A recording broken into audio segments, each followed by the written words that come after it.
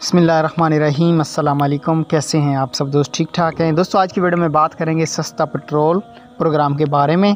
जो एक नया प्रोग्राम है सस्ता पेट्रोल और डीज़ल स्कीम के तहत 2000 रुपये ख़वातीन और मर्द को दिए जा रहे हैं। बहुत से दोस्तों ने मुझे कमेंट्स किए हैं और मैं बहुत ज़्यादा लेट वीडियो बना रहा हूं क्योंकि अब मैंने अपनी शॉप पे अपनी डिवाइस रख ली है BISP की, जिस वजह से मैं बहुत ज़्यादा मसरूफ़ हो गया था।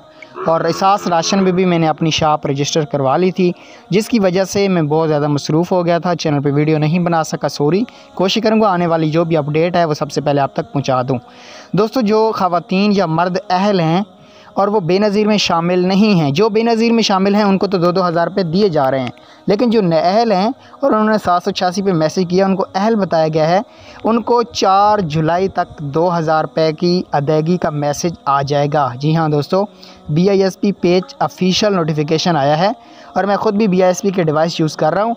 और जिन ख़वातीन को भी बच्चों के पैसे 2 दिन पहले नहीं आए थे, कल रात को काफ़ी सारी ख़वातीन के पैसे भी आ चुके हैं अकाउंट में। ये अपडेट थी। आने वाली किस्त के बारे में नेक्स्ट वीडियो में आपको बताऊंगा।